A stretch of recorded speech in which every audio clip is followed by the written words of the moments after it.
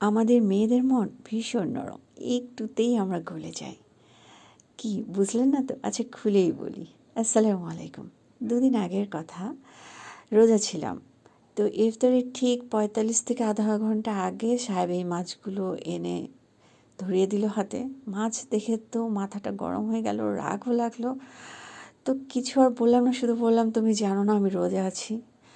তারপরে তো যথারীতি মাছ পরিষ্কার করেছি, সময় মতো ইফতারও করেছি। ঘণ্টাখানেক পরে সাহেব যখন বাসায় এসে আমার কাছে বলল, সরি মুনি, আমার আসলে মনে ছিল না যে তুমি রোজা আছো। তারপরে সে অনেকক্ষণ হাসানোর চেষ্টা করেছে, কিন্তু আমার এত বেশি অভিমান হয়েছিল, চোখ দিয়ে টপ টপ করে পানি পড়ছিল। কিন্তু ওই যে সাহেব সরি বলেছে, তাতেই কিন্তু মনটা ভালো হয়ে গেছে। আর মন ভালো হয়ে গেছে বিধায় আমি রাত্রেবেলায় সেই মাছ সুন্দর করে কড়া করে ভেজে গরম ভাতের সাথে দিয়েছি। তো কী বুঝলেন? আসলেই আমাদের মন কিন্তু খুব নরম, একটুতেই মন ভালো হয়ে যায়।